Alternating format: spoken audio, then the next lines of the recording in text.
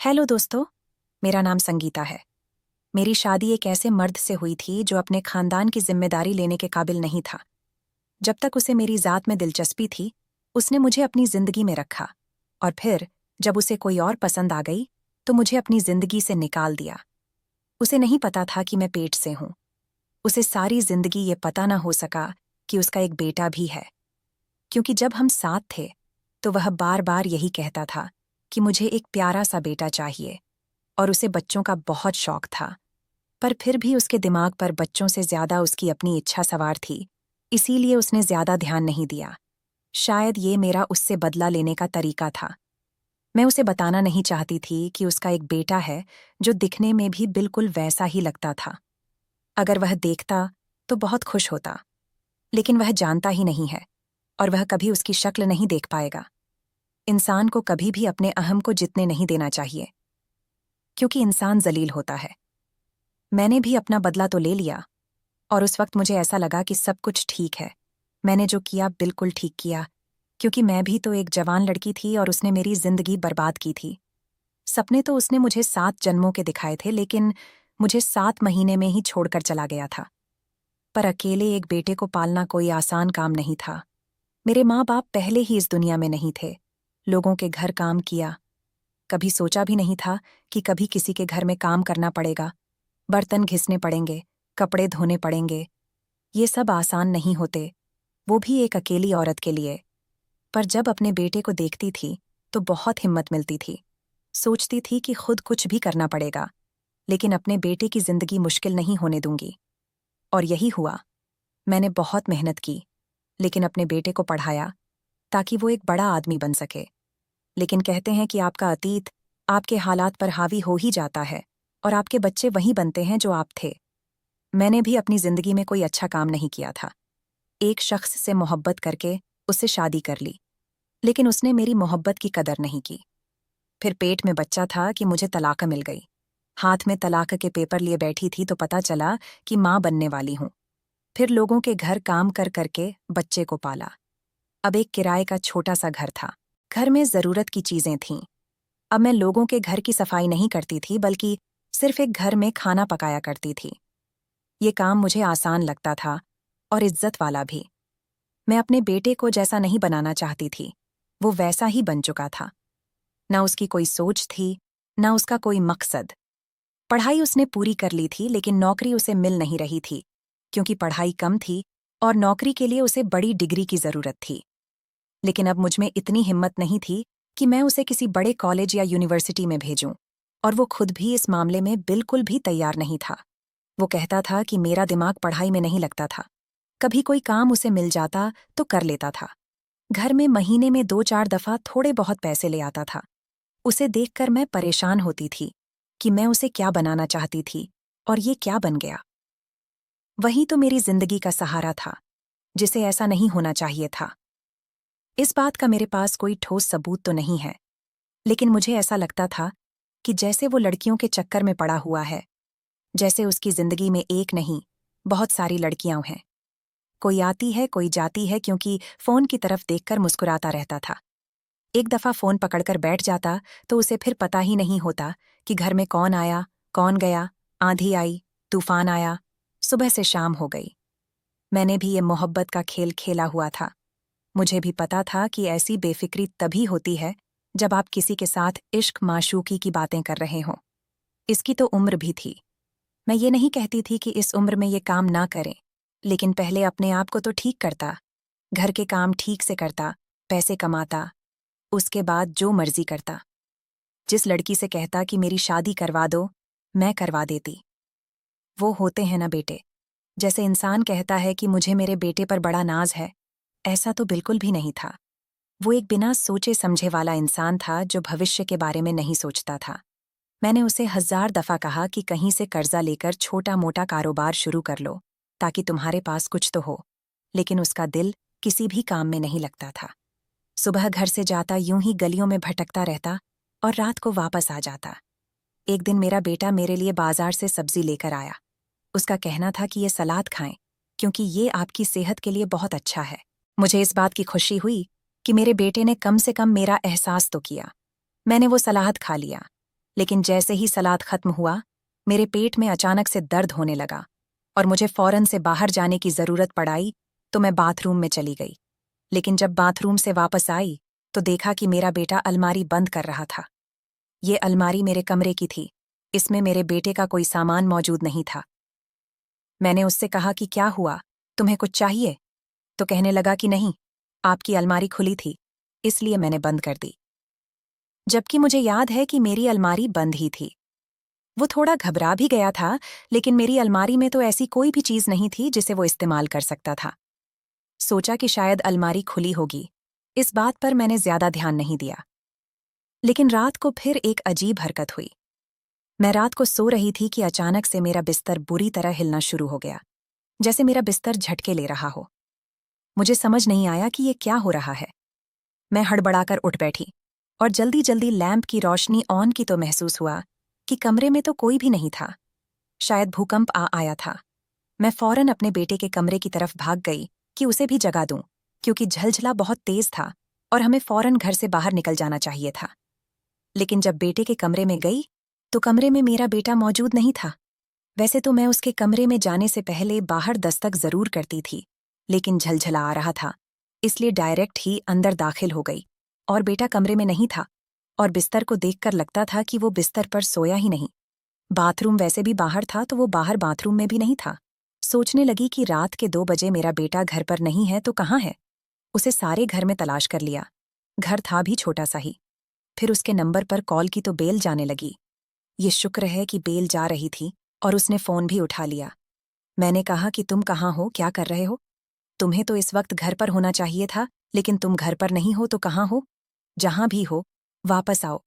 उसने कहा कि मैं 5 मिनट में आ रहा हूं, और वो वाकई जल्दी वापस आ गया। मैं दरवाजे में ही खड़ी अपने बेटे का इंतजार कर रही थी और मेरी आंखों में गुस्सा था कि ये पहली दफा हुआ था कि मेरा बेटा घर पर नहीं था। मैंने उसे बड़ी पाबंदियों में पाला था। मैंने उसे कभी भी घर से बाहर नहीं निकलने दिया, दोस्तों के साथ नहीं जाने दिया, जब तक कि वह बड़ा नहीं हो गया। मैंने उसे कभी भी आजाद नहीं छोड़ा, क्योंकि उसका मेरे अलावा कोई नहीं था और मेरा उसके अलावा कोई नहीं था। मैं नहीं चाहती थी कि उसे कुछ हो जाए, इसलिए उसका हद से ज्यादा ख्याल करती थी। कुछ लोग मुझसे ये भी कहते थे कि इसे घर में बिठा कर रखा है तो ये दुनियादारी कैसे सीखेगा, और मैं कहती थी कि सीख लेगा। लेकिन वे लोग ठीक कहते थे, अब इसे किसी बात का पता ही नहीं था। मैंने उसे आते ही बातें सुनाना शुरू कर दी। रात के 2 बजे घर से बाहर तुम्हारा क्या काम है? कौन सा ऐसा काम था कि तुम मुझे बताए बिना घर से गायब थे? अगर मैं ना आती तो मुझे पता ही नहीं चलता और तुम सारी रात घर वापस नहीं आते। क्या कर रहे थे तुम घर से बाहर? किसके साथ थे? अभी मेरे मुंह में ये अल्फाज थे कि मुझे किसी परफ्यूम की खुशबू आई। ये खुशबू किसी लेडीज परफ्यूम की थी जो मेरे बेटे के साथ ही घर में दाखिल हुई थी। लेकिन जहां तक मुझे याद है, मेरे बेटे को खुशबू लगाने की कोई आदत नहीं थी। मेरा बेटा बड़ा ही अजीब किस्म का इंसान था।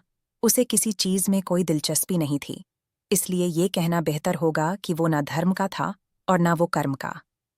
परफ्यूम वाली बात मैंने अपने बेटे से नहीं की, क्योंकि अगर मैं पूछती भी तो शायद वो मुझे नहीं बताता। लेकिन उससे किसी औरत के परफ्यूम की खुशबू उठ रही थी। मेरा दिल बैठ सा गया। सोचा कि पहले इससे पूछूं कि वो कहाँ था। उसने कहा कि मेरे एक दोस्त का एक्सीडेंट हो गया था, इसलिए मैं वहां चला गया। जल्दी में आपको बताना याद भी नहीं रहा। मैंने कहा कि सच सच बताओ, क्या यही बात है? कहीं मुझसे कुछ छुपा तो नहीं रहे? कहने लगा कि अगर किसी गलत काम में मशगूल होता तो आपकी कॉल भी नहीं उठाता। आपकी कॉल उठाई और फौरन वापस आ गया हूं। मेरा दोस्त मुश्किल में था। मैं अपने बेटे से परफ्यूम वाली बात तो करना चाहती थी, लेकिन जाने क्यों नहीं की। सोचा कि शायद वाकई वो सच बोल रहा है। और परफ्यूम का क्या है, शायद वो परफ्यूम किसी और ने लगाया हो। पर अगले दिन जब मैं अपने बेटे के कपड़े धो रही थी तो मैंने देखा कि उसके कपड़ों पर खून लगा हुआ था। मैं बुरी तरह हैरान हो गई कि ये खून किसका है और कैसे लग गया उसके कपड़ों पर। फौरन उसे बुलाया और पूछा तो कहने लगा कि मेरे दोस्त का एक्सीडेंट हुआ है। मैंने आपसे कहा था, क्योंकि मैंने उसे उठाकर अस्पताल ले गया था, इसलिए लग गया होगा। आप बार बार परेशान क्यों हो जाती हैं? क्या आपको मुझ पर भरोसा नहीं है? अब मुझे अपने किए पर थोड़ी शर्मिंदगी हुई। मैं शायद जरूरत से ज्यादा ही शक कर रही थी। मैंने अपने बेटे से कहा कि मेरा तुम्हारे अलावा है कौन, इसीलिए मैं परेशान हो जाती हूँ। मेरा बेटा 2 घंटे बाद मेरे लिए बहुत अच्छा सलाद बनवा कर लाया। उसने कहा कि ये एक नया होटल खुला है जो ताज़ा सब्जियों से ये सलाद बनाता है। आप हमेशा मेरे लिए बहुत परेशान रहती हैं, मेरे चक्कर में अपना भी ख्याल नहीं रखती। आप ये खाएं, मैं भी आपके पास ही बैठा हूं। वैसे मेरे बेटे को किसी का एहसास होता नहीं था, लेकिन वो मेरा एहसास नहीं करता तो और कौन करता? आखिर मैं उसकी माँ थी। लेकिन आज भी यही हुआ कि सलाद खाते ही मेरे पेट में कुछ गड़बड़ हो गई, ऐसी कि मैं अपने बेटे को बता भी नहीं सकती थी। फौरन बाथरूम की तरफ भागी और जब वापस आई तो सामने का मंजर देखकर हैरान रह गई। मेरा बेटा मेरी अलमारी में से कुछ तलाश कर रहा था। मैं कमरे में आने के बजाय बाहर ही रुक गई। उसने अलमारी बंद की और वहां से बगैर मुझे बताए चला गया कि मैं जा रहा हूं। मैंने फौरन वापस आकर अलमारी चेक की। मेरी अलमारी में ना तो कोई सोना था और ना ही पैसे। मेरे पास थोड़े बहुत पैसे होते थे जो खर्च हो जाते थे, इसलिए मेरा बेटा कोई चोरी नहीं कर रहा था, क्योंकि अलमारी में ऐसी कोई चीज थी ही नहीं। मेरे कपड़े और निजी इस्तेमाल की चीजें थीं, और कुछ ऐसे नए कपड़े थे जो मैंने इस्तेमाल नहीं किए थे। मैं अपनी बहू के लिए अभी से रख रही थी, और मेरे पास था ही क्या। जब मैंने अलमारी में देखा तो बाज़ाहिर कोई चीज गायब नहीं थी। वैसे भी मेरी चीजों में मेरे बेटे का क्या काम था, लेकिन फिर वो अलमारी में तलाश क्या कर रहा था, और उसे कुछ चाहिए था तो उसने मुझे क्यों नहीं बताया, या फिर मुझे बताता कि मुझे चीज नहीं मिल रही तो आप तलाश कर दें। जब कोई किसी के घर चोरी करने के लिए आता है तो वह सबसे पहले अलमारी पर ही हाथ डालता है। लोग अपनी जरूरत की सारी चीजें अलमारी में ही रखते हैं। हो सकता था कि वह पैसे चोरी करना चाहता हो। मेरी अलमारी में इस वक्त सिर्फ 1,000 रुपए पड़े हुए थे। मैंने देखा तो वह उसी जगह पर पड़े थे, और इतने सामने पड़े थे कि एक दुपट्टा हटाओ तो उसके नीचे थे। लेकिन उसने पैसे नहीं उठाए थे। दुपट्टा पैसों के ऊपर से हटा हुआ था। इसका मतलब कि उसे पैसों का कुछ नहीं करना था। ऐसी हरकतें नहीं करनी चाहिए जिनकी समझ ना आए। खैर, 2 दिन बाद मैंने अपनी अलमारी से सारे कपड़े निकाले और उन्हें सेट करके रखने लगी, तो मुझे एहसास हुआ कि मेरी कुछ पर्सनल चीजें अलमारी से ही गायब थीं। लेकिन मैं उन चीजों को अलमारी के अलावा कहीं और नहीं रखती थी, और वो चीजें अलमारी में नहीं थीं। समझ नहीं आ रहा था कि गईं तो गईं कहाँ। उसका बाप भी इसकी तरह बहुत ज्यादा आशिक मिजाज और आजाद था। वह भी लड़कियों को कैसे खुश करना है अच्छी तरह जानता था। जब मेरी उससे बातें नहीं होती थीं और हमने शादी कर ली, वह मेरे लिए ऐसे ऐसे सुंदर कपड़े लाता था जो एक पत्नी सिर्फ अपने पति के सामने ही पहन सकती है। लेकिन वे कपड़े बहुत महंगे और खूबसूरत होते थे, पर वो कपड़े मैं जिंदगी में फिर कभी नहीं पहन सकती थी, और ना ही मुझे पहनने चाहिए थे। इसलिए मैंने उन्हें भी संभाल कर रखा हुआ था। यूं समझ लीजिए कि अपने पति की यादों के तौर पर रखा हुआ था। वैसे तो उसका नाम सोचकर ही मुझे गुस्सा आता था, लेकिन दिल के किसी कोने में मोहब्बत जिंदा थी, इसलिए शायद इन्हीं चीजों पर रखा हुआ था। और अब मैं हैरान इसलिए हो रही थी क्योंकि मेरी इस तरह की चीजें ही गायब हो रही थीं। अभी मैं इतनी बूढ़ी नहीं हुई थी कि चीजें रखकर भूल जाऊं, लेकिन कोई ना कोई चक्कर जरूर था। 30 साल की थी जब मेरा बेटा जवान हो गया था, और अभी मैं 35 साल की थी और वह 18 साल का था। 35 साल कौन सी ऐसी उम्र होती है किसी औरत के लिए? जिसका वजन भी ज्यादा ना हो तो वह 35 साल की भी नहीं लगती। मैं तो जवान ही लगती थी। अभी भी चाहती तो किसी से शादी कर सकती थी, अभी नहीं तो कुछ साल पहले कर सकती थी। कोई न कोई मिल ही जाता। लेकिन शादी इसलिए नहीं की क्योंकि शेखर से धोखा खाने के बाद मेरा दिल ही मर गया। उसने अगर मुझे धोखा ही देना था तो उसे मुझसे इतनी मीठी मीठी बातें नहीं करनी चाहिए थीं। उसने तो यहाँ तक कहा था कि तुम्हारे लिए सारी दुनिया से लड़ जाऊंगा, अब तो हमें भगवान भी अलग नहीं कर सकता। और फिर एक दिन खुद ही मुझे छोड़कर चला गया, क्योंकि उसके माँ बाप ने उसकी शादी किसी बहुत बड़े परिवार में तय कर दी थी, और वह मुझे अपने माँ बाप से नहीं मिलवा सकता था। एक ऐसी लड़की को जिसके माँ बाप भी जिंदा नहीं थे, जो ज्यादा पढ़ी लिखी भी नहीं थी, बस देखने में सुंदर थी। लेकिन मेरी सुंदरता मेरे पति के लिए थी, उसके घरवालों को क्या फायदा। मेरी अक्ल ने काम किया और मैंने अपनी चीजों की जगह बदल दी कि अगर कोई यहाँ से वो चीजें निकालने आए तो उसे वक्त लगे, और उस वक्त में मैं उसे देख सकूं कि वो कर क्या रहा है। अगले दिन मेरा बेटा फिर से मेरे लिए कुछ लेकर आया। मैंने उसे कहा कि मुझे ये नहीं खाना, ये खाने से मेरी तबीयत खराब हो जाती है। तो मेरा बेटा मुझे लंबी लंबी बातें समझाने लगा। कहने लगा, इसीलिए आपकी तबीयत खराब होती है, क्योंकि आपको इन चीज़ों की आदत नहीं है। आप ये खाएंगी तो आपको आदत हो जाएगी। हम लोग पानी मिला दूध पीते हैं, इसीलिए जब हम खालिस दूध पीते हैं तो हमारे पेट खराब हो जाते हैं। हमारी बॉडी को ये चीज़ें खाने की आदत नहीं है ना, लेकिन जब हम खाते हैं तो हमें फ़ायदा बहुत होता है। मैं सोच रही थी कि इसमें ये सारे लेक्चर कहाँ से लिए हैं। इसे तो इन सारी बातों के बारे में पता ही नहीं था। इसे सिर्फ अपना पता होता था। जाने क्यों वह जिद कर रहा था कि मैं वह खा लूं। मेरा सलाद खाने का बिल्कुल भी मन नहीं था, इसलिए मैंने उसे मना कर दिया। लेकिन वह फिर भी मेरे सिर पर नाच रहा था। मैंने उसे डांट दिया कि तुम्हारा परेशानी क्या है? तुम्हें एक बात से मना कर दिया है तो मना क्यों नहीं हो जाते? पहले तो कभी ऐसी हरकत नहीं करते थे, अचानक से तुम्हें हो क्या गया है? उसने कहा कि मैं तो सिर्फ आपकी फिक्र कर रहा था, लेकिन शायद आपको मेरा तरीका पसंद नहीं आया। वह नाराज होकर चला गया, लेकिन मुझे कोई परवाह नहीं थी, क्योंकि आजकल वैसे ही उसकी हरकतें बहुत संदिग्ध हो गई थीं। उसी दिन रात को जब मैं किचन में काम कर रही थी, तो मैंने अचानक से उसे कमरे में जाते हुए देखा, और फिर जब मैं कमरे में पहुंची, तो वह मेरी अलमारी खोलकर खड़ा था। इस बार मैंने उसे बुरी तरह से टोका कि क्या कर रहे हो यहाँ पर? क्या काम है तुम्हारा? तो कहने लगा कि कुछ नहीं, बस ऐसे ही, और वहां से चला गया। जब मैंने अलमारी को देखा, तो मेरे कदमों तले जमीन खिसक गई, क्योंकि जो दराज खुला हुआ था, उसमें जो भी चीज पड़ी थी, उसका मेरे बेटे के साथ कोई वास्ता नहीं हो सकता था। वह मेरी पर्सनल चीजें थीं। ऐसी चीजें तो औरतें अपने पति के सामने भी नहीं निकालतीं, शर्माती है। तो जाहिर है मैंने भी दराज के अंदर छुपाकर रखी हुई थी, और यह मेरी अलमारी थी। हम पर वह वक्त भी आया जब हमारे घर में कुछ नहीं था, लेकिन अभी थोड़े बहुत पैसों से इतना कर लिया था कि मेरी अलमारी अलग थी, और मेरे बेटे के कमरे में उसकी अलमारी थी, जिसमें उसके सारे कपड़े और उसकी चीजें पड़ी होती थीं। वह कभी भी मुझसे नहीं पूछता कि कहाँ है। मैं कपड़े धोकर फिर से वहीं पर रख देती थी। मैंने सामान चेक किया तो मेरी झाती चीजों में से फिर से कुछ सामान गायब था, और इस दफा मेरे 2 सूट भी गायब थे। अब मेरा माथा ठनक गया था।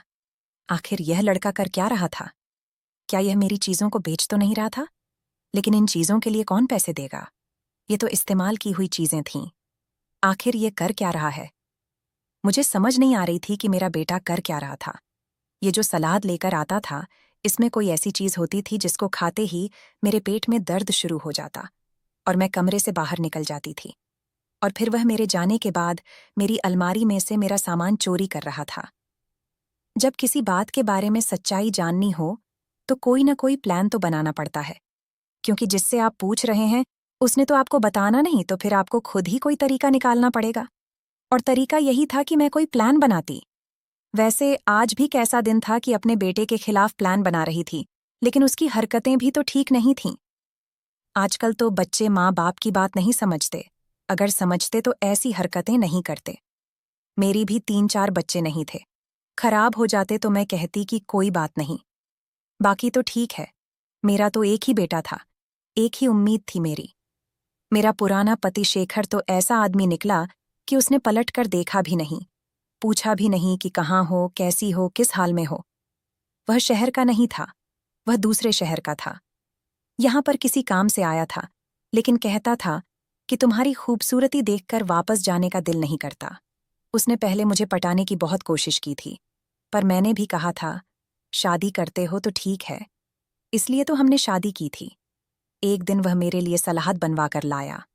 मैंने वह खाया नहीं, लेकिन उसे यही बताया कि मैंने सलाद खा लिया है। उसके सामने बाहर जाने का बहाना करके बाहर निकल गई, लेकिन दरअसल कमरे से बाहर नहीं गई थी, बल्कि रोशनदान से देख रही थी। और फिर वहां कमरे में क्या हुआ, वह देखकर मेरे कदमों तले से जमीन खिसक गई। मेरा बेटा अलमारी से मेरी पर्सनल चीज निकालकर उन्हें हाथ में पकड़े खड़ा था। मुझे समझ नहीं आई कि मैं क्या करूं। मैंने तुरंत ही उसके हाथ से वो चीजें लेकर अलमारी में डाल दी और जोर से अलमारी का दरवाजा बंद कर दिया।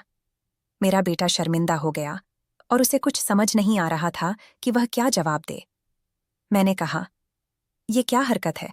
क्या कर रहे हो यहाँ पर? तो वह कहने लगा कि वह कुछ ढूंढ रहा था। मैंने कहा, हाँ, 4-5 दिन से तुम ये सारी चीजें मेरी अलमारी में ही ढूंढ रहे हो। तुम्हारा मतलब क्या है इन चीजों के साथ? किसी तरह की हरकत कर रहे हो, भगवान के लिए मुझे बताओ नहीं तो मेरा दिल फट जाएगा। मेरे दिमाग में बुरे ख्याल आ रहे हैं। मेरा बेटा मेरे इस बात पर चिढ़ गया और कहने लगा, क्या हो गया अगर मैं कोई चीज़ तलाश कर रहा था और मेरे हाथ इन चीज़ों में पड़ गए तो? आपको क्या लगता है मेरा इनके साथ क्या मकसद और काम हो सकता है? आप ड्रामा देखना कम करें। ड्रामा देख देख कर आप बहुत ज्यादा जज्बाती हो गई हैं। उल्टा वह मुझे ही बातें सुनाने लगा और तुरंत कमरे से चला गया। मुझसे नजरें नहीं मिला रहा था और बहुत घबरा भी गया था। ये वही बात हुई कि उल्टा चोर कोतवाल को डांटे, और चोर इसलिए ऐसा करता है ताकि उसके ऊपर कोई बात न करे। मेरा बेटा मेरे साथ लड़ने लगा ताकि मैं असल बात भूल जाऊं और मेरा दिमाग से निकल जाए, लेकिन यह बड़ी बात थी जो मैं भूल नहीं सकती थी। आज से पहले तो उसने कभी इस तरह की हरकतें नहीं की थीं। पहले वह मुझे सलाद खिलाने लगा जिससे मेरे पेट में गड़बड़ हो जाती ताकि मैं अपने कमरे से निकल जाऊं। वह इत्र की खुशबू।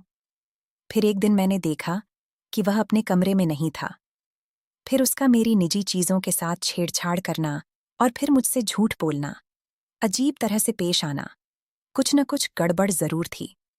अब एक ही काम था कि मैं अपने बेटे का पीछा करूं कि आखिर यह जाता कहाँ है।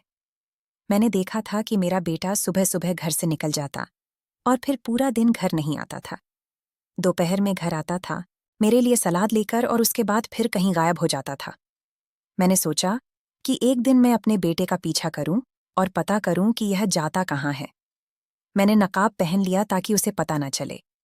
वह घर से निकला तो मैंने देखा कि उसके हाथ में कोई चीज थी। गौर करने पर पता चला कि यह तो उसका नाश्ता था जो मैंने उसे बनाकर दिया था, लेकिन उसने नाश्ता खुद नहीं किया और उसे शॉपर में डालकर जाने किसके लिए लेकर जा रहा था। इसका मतलब वह रोजा यहीं करता था। वह मोहल्ले के उस घर की तरफ बढ़ा जो कई सालों से खाली था।